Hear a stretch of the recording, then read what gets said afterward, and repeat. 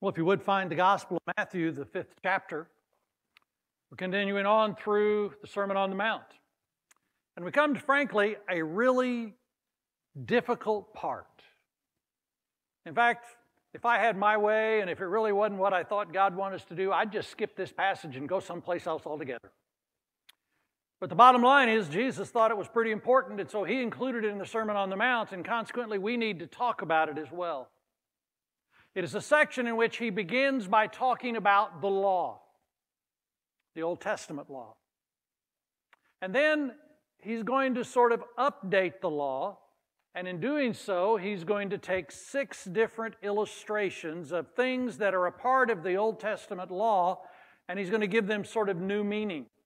And when we started out, I thought earlier the week that I could do the law and talk about that, and then talk about murder, and then talk about adultery. That's not going to happen, so we're just going to get a little far through it. But starting in chapter 5 of the Gospel of Matthew, beginning in verse 17, Jesus says, "Do not think that I have come to abolish the law or the prophets.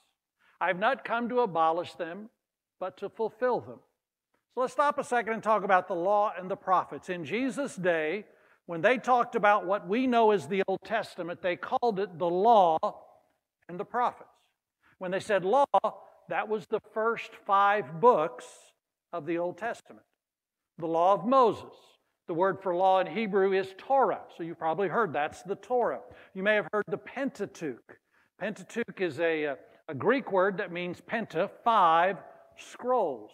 So the first 5 scrolls of the Old Testament, when they still had it on scrolls, was the first 5. The rest of the Old Testament is called the prophets. They kind of just grouped it all together. So Jesus starts out and He says, I have not come to do away with the law and the prophets. Now He's eventually going to talk specifically about the law. And basically, the truth is that in those first 5 books, there's a lot of really boring stuff. I mean, now if you start to read the Bible through, which by the way is a good thing, Genesis is kind of exciting. I mean, it's kind of racy. You got, creation and Abraham and Isaac and Jacob and Joseph, and he's down in Egypt, and I mean, that's all exciting. And then you get to Exodus, and Exodus is kind of interesting. You got Moses and the burning bush and the plagues in Egypt, and they're coming out and they're crossing the Red Sea. And then about chapter 20 of the book of Exodus, it gets really slow. I mean, there are laws and commands, and some of them are weird, and they are boring. In fact, most people, if they can get through Deuteronomy, you can actually read through the rest of the Bible, because that's where it's really tough. But here Jesus is saying that stuff's important. In fact, we'll go a little farther. He says, "Truly I say to you, until heaven and earth pass away, not an iota." Literally, that's the Hebrew letter Y, yod. And yod is like an apostrophe. I mean, it's a little small mark. So He's saying not the smallest little piece. And then not a dot. Sometimes they will use tittle. It's the word for a stroke in making a letter. And if you're writing English, an A takes 3 strokes. Okay, 3. An E takes strokes. Well, that's what He says. Not the smallest letter, not even the smallest stroke that you use in making a letter is going to pass away. So He says the law, as boring as it might be, as weird as it might seem, it's all vitally important. And Jesus says none of it fades away. It doesn't ever stop. Therefore, whoever relaxes of the least of these commandments and teaches others to do the same will be called least in the kingdom of heaven. But whoever does them and teaches them will be called great in the kingdom of heaven. And then He's going to go on and He's going to give an example. So let's stop here for a moment. The Old Testament law. In Exodus chapter 20, the first thing that happens is Moses comes down off of Mount Sinai and he has the 10 Commandments. Those are the first statements of the law. And in some respects, all of the rest of the laws that you read in Deuteronomy and Leviticus, to some extent, are expansions of the 10 Commandments. The 10 Commandments basically has 2 directions. The first, and I'm going to say first 4. In fact, we'll just go ahead and talk about this. If you're not aware, Protestants and Catholics don't number the 10 Commandments the same. They use exactly the same text out of the book of Exodus, chapter 20, but they don't number them the same way. In the Catholic Church, number 1 is, thou shalt have no other gods before thee. For us, number 2 is, thou shalt make no graven images. Well, they include that together and say that's number 1. And so they have one less. Then if they get to the bottom, we say, thou shalt not covet. But they break that up. Instead of that being 10, they make it 9 and 10 by saying, thou shalt not covet thy neighbor's wife.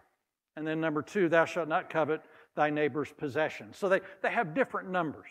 So we're doing the Protestant version here today, just tell you that. So the first 4 talk about our relationship with God.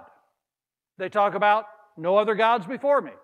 Don't make any graven images, because if you make an idol, that's not ever going to really accurately describe God. Protect His name. Don't use His name in vain. And then remember the Sabbath day. Take a day to honor Him. Those 4 talk about God. The next 6 talk about your relationship with people. Your marriage, your family, your parents. Talk about how you do business. Talk about being honest. You don't steal. You don't bear false witness. And ultimately, all of the Old Testament laws talk about the same kinds of things. There are laws that talk specifically about how you worship. And when they're worshiping, in fact, in the book of Galatians, the 3rd chapter, it says that the law, all of those things, are a schoolmaster. That every one of those laws has a lesson behind it. There's a lesson to be learned. You're supposed to do it and obey it, but there's a lesson. And when Jesus says, I'm not going to get rid of those laws, but I want you to understand there's more to those laws than just the simple law. So He says, I'm going to fill it up. I'm going to give you the full picture. And in the Sermon on the Mount, He's going to take 6 of them, and He's going to say, you have heard it said, and He's going to say something from the law, and then He's going to give it a new meaning. And by the way, just so you can understand, this is really not a fun thing. We're going to talk about murder today, and on the Sunday after Easter, just want to warn you ahead of time, we're talking about adultery, divorce, and keeping your word. Boy, that'll be a fun sermon, won't it? I'm just really looking forward to that one. Well, we're going to do it anyway because it's Jesus, and it's right, and it's the New Testament, so we're going to talk about those things as well when we get there. But Jesus basically says there's a message behind every one of these laws. Now, the problem was, in Jesus' day, the religious leaders were looking at the laws, and they were so literal, they were missing the message behind it. In fact, Jesus' conflict with the religious leaders is all about the interpretation of the law. Now, the problem was, in Jesus' day, there's the law, Scripture. But then the scribes and the Pharisees in particular, they really wanted to make it significant. So, thou shalt do no work on the Sabbath. Well, they went ahead and I believe came up with 617 kinds of ways to describe what is work and not is work, what isn't work.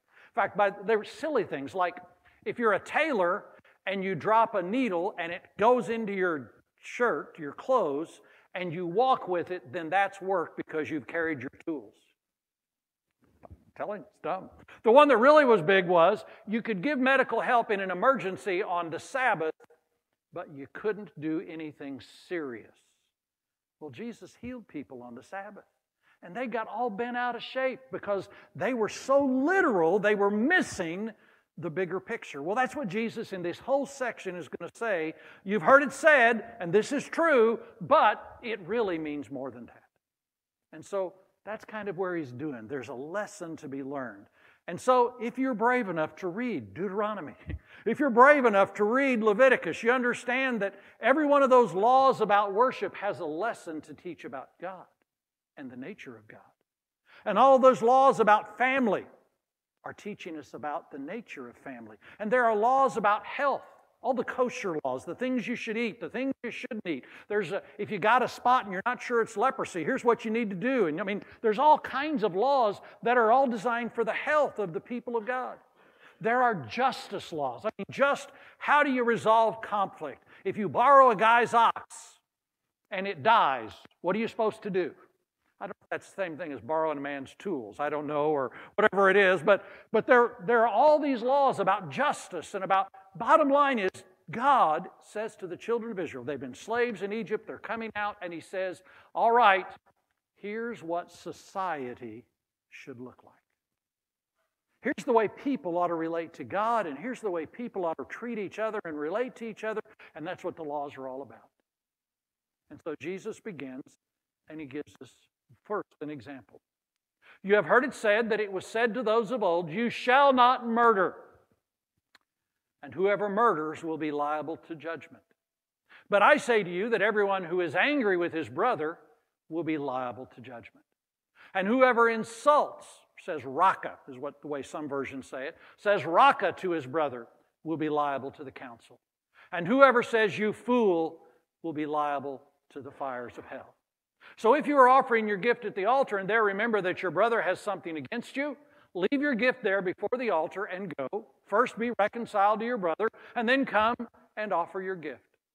Come to terms quickly with your accuser while you are going with him to court, lest your accuser hands you over to the judge, and the judge to the guard, and you will be put in prison. It's debtor's prison. It's you've not paid your bills, and they're going to have you arrested. And then he says, I say to you, you will not get out until you've paid the last penny. Now, murder. Don't murder. It's one of the 10 Commandments. There's a whole lot of other laws that if someone is actually killed, what happens? There's a lot of things involved there, but bottom line is, do not murder. But the principle behind those commands, all commands, have to do with the issue of respect. In the 10 Commandments, the first 4 are about respecting God. Respect God, respect His image, respect His name, respect Him by giving a day aside. The others are about respecting other people. Respect your parents. Respect your wife and be faithful to her. Respect your neighbors and don't steal for them. Respect yourself and don't tell lies. And respect the justice system so that if you're called to be a witness, only tell the truth. It's all about respect. That's the basic premise of the Old Testament law, is respect. And so this particular command is about respecting the life that God has created and put in another human being. That if God has created them, if God has given them life, that life is the gift of God, and it is not for you as an individual to take away. It's not for you as an individual to end. Now, it's complicated because there are other things that always rise up. For instance, one of them that always comes up, well, what about war? What about people go to war and they have to shoot somebody, they kill somebody? You do understand that in the law, in those first 5 books, where we get the command, thou shalt not murder, I think about 5 or 6 times the children of Israel on the way from Egypt to Canaan are attacked or are upset by other countries and they have to go to war. That evidently God understood that and there's no conflict. That there are times when societies, when a group of people, for their own health and protection, sometimes need to go to war, and God understands that. Capital punishment's another one that always comes up. But you understand that in the law, thou shalt not murder, and yet there are a number of things that basically the law in the Old Testament says for the good of society, because that's what God's trying to create, society. For the good of society, there are some behaviors and some actions that are so destructive, so abhorrent, so terrible that society, for the good of society, certain individuals' lives should be taken because of their behavior and what they've done and the danger they pose to society. Now, the difference is that's justice. Murder is one individual saying, I'm going to end another person's life. And that's a serious thing. Now, on the surface, Jesus said, I didn't come to change anything, so you shall not murder is still in place. 3,000 years later, 4,000 years later, whatever it was, it's still in place. And so therefore, you and I need to show respect for every sign of life, every individual, every person created by God has that gift of God in them, and you and I need never individually ever take it. Today, I don't know how else to get through this passage without saying a word about abortion. And I don't know how else to tell you. Sometimes I'm outraged, sometimes I am brokenhearted.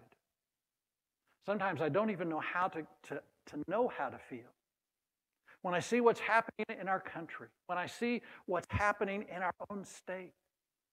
This argument, well, it's a woman's body. You understand that almost every law that we have says You cannot do certain things with your body because they're wrong. Do you understand that from the moment of conception, a cell in a woman's womb has DNA, and it's the same DNA that will be theirs for their entire life? And now when we are at the place of saying that, yes, I'm going to try an abortion, and if it somehow doesn't work and the baby is somehow delivered, I'm going to have a baby in a room right there in my hands, but if it was my intention to abort them, I can go ahead and murder that child there, and that's going to be legal in our state. You understand, that's not the way God says society can exist. And if there is not reverence for life, if there is not reverence for the creation and the miracle of God in another human being, in a baby of all, then where is society headed? We need to understand, thou shalt not murder. And that's still true. Now, Jesus says, I'm not changing any of these. These are all still in place. This is how I feel about this. But then he goes on and he says, I want to fill it up. There's more about this command, this principle of respect for another human being. We hold these truths to be self-evident, that all men are created equal and endowed by their Creator with certain inalienable rights. Life is the first, and liberty. Pursuit. And you understand that that's a part of our basic society that we've said is what has made our country great. And this concept of respect has to carry on. And Jesus takes it in some really strange ways. First of all, he says, yeah, don't kill people. That's not good. Secondly, he says, and be very careful about being angry. Part of that is we understand a lot of murder is done in anger. That anger is never a positive emotion. That anger, when it stays in your heart and in your mind, is always dangerous. In fact, the book of James says there is not one righteous thing that comes out of man's anger. In other words, you get angry, there's nothing that can be good about it. It's never going to be positive. You know the number one complaint of wives about their husbands? Their tempers. You want to know what the number one complaint about husbands about their wives? It's their temper. I don't know of anything that's more destructive in a human relationship than anger. Part of it for marriage is two can't be one when one of them's out of control. Anger is always a devastating thing. But it's the kind of thing that when you hold on to anger and bitterness, that it becomes the potential for end of life. But Jesus says because of our respect for every human being, we need to be careful about holding on to anger. And then he goes on and he says, not only should you not be angry with him, but he says, you need to not say the word raka. Basically, the word raka it's a translated fool, you fool. But it's really more than that. In fact, I read this week, it's not really a word, a Hebrew word that you can translate as much as it is an attitude. It's an arrogant looking down and speaking to someone. You idiot. You moron. It's a way of saying to someone that they are not intelligent enough to speak and that you are somehow far more intelligent than they are. It's a sneer. It's derision. It's looking down. It's prejudice. It is a mean ways to speak to a person. And this simple truth is that Jesus is saying, if you're going to respect folks, then you don't treat them as less than you are. You treat them as equals.